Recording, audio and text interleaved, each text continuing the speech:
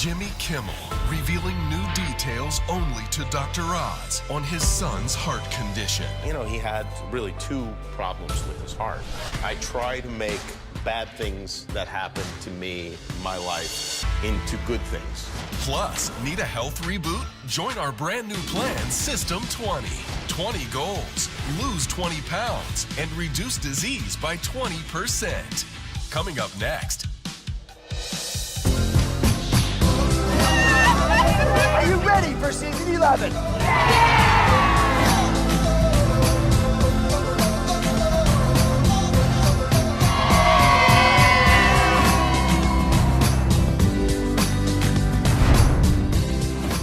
Today, an Oz exclusive with someone who has let me into their most personal health struggles. He's a true fighter, not only for his own health, but for his family's and now the rest of the country. I sat down one-on-one with comedian and talk show host Jimmy Kimmel, who opened up about his son's heart condition, sharing the intimate details you haven't heard. You look much healthier than most would have expected for this long, hard life you've lived. Do I really? Thank you. I appreciate that. I'm wearing makeup, you know, so that's at least half of it. But I'm looking at your pupils. They don't look jaundiced. Lift your tongue up. No, you look good. Oh, thank you. Do you do this with everyone, or is this... Only my friends. You know, one of the most flattering moments of my life was when I came on your show and you commented that I had insulted you about your lifestyle, your diet, your exercise. Thank you for coming on such short notice. How does this work? Should I take my clothes off? Well, we'll see about that. We'll see about that. How are you? How's everything? I'm doing very well. It prompted you to make a change in your life. Yeah, I was probably 20 pounds heavier. And as I recall, and correct me if this is wrong, you're on the show. Jimmy's almost 37. If I'm kind, I'll push it. 37. You got an inch too much. Okay. And then the next day you called me and said, hey, you know, you're a young guy. You should take better care of yourself. And I thought, well, that's weird. Rarely do the guests do that. Just FYI, you're the only one that's ever done that. No one's ever called the next day and say, hey, are you all right?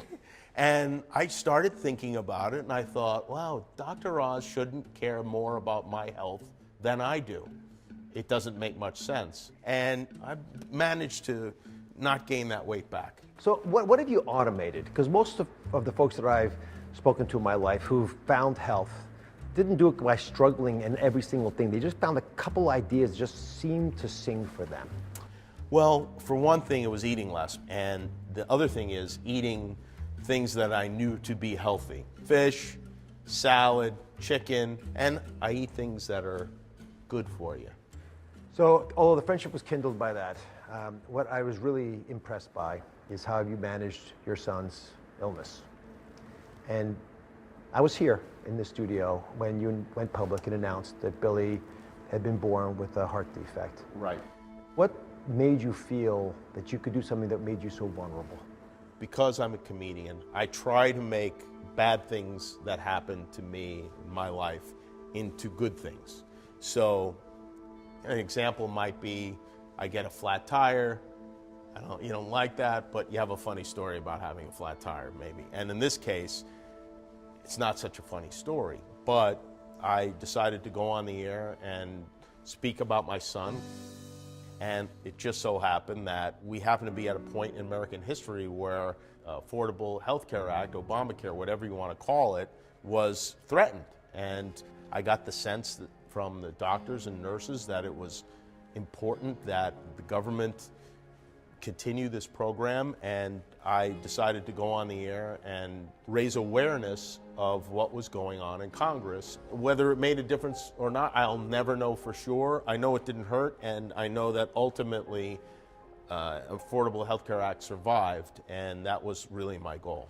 As it was defined, the Jimmy Kimmel test was no child should ever be denied health care for financial reasons. Yes. As you look at the folks who are running right now for president, which of those healthcare plans do you believe meets the Jimmy Kimmel test? You know, I really don't know. In fact, I was going to ask you that very question because I'm not an expert when it comes to really anything, So I just think what you do is you look to the other countries who are succeeding with universal health care and you say, okay, what are they doing that works and What are they doing that works? Do you think, as late night becomes more and more political, that hosts should be throwing themselves into the fray, getting engaged as you did, talking about healthcare? I think we're at a point in American history where every citizen needs to throw themselves into the fray. We need to be active, we need to vote. More than anything, we need to vote. Let me go back to what started it all. Billy's born. Yes. He seems healthy. Yes, we actually had an ultrasound done. We did have that Sorry, done. Molly had the ultrasound when Billy was still in utero. No, I had the ultrasound, which was where the confusion came in, because I wasn't actually carrying the baby. They just saw a pot roast in there. That's right. Molly had the ultrasound when she was pregnant. She was probably 6 months pregnant, and they detected a flutter or something like that. We went in, and it just so happened to be the day that Trump was elected. It was election day. And they said, oh, it's fine, it's nothing. The election to worry was about. fine? The election, they did not say that, but it was early in the day. And it turned out that, he had this, really two problems with his heart. The stress that you feel when your child is at risk is very different from any other stress that you could imagine. How did you manage that stress? My family gathered at the hospital when the operation was going on, and a weird thing happened. We just started telling stories, and we really were making each other laugh. And it's something that happens at funerals in our family. There's always a lot of laughter, and I think that we're lucky that we have that. And we were optimistic the whole way, mostly thanks to the doctors we spoke to and the nurses who said, we do this all the time, this is gonna be okay. And it was true. Billy's doing great. He's like any other kid, not like any other kid, but like any other kid in our family. He's a little weird, but it has nothing to do with his heart, his brain. So you wrote this interesting book, and I'm curious how you go from talking about healthcare policy and playing a role in making decisions that have saved your son's life to writing a book called The Serious Goose. And you dedicated it to two kids and the staff at Children's Hospital. Right.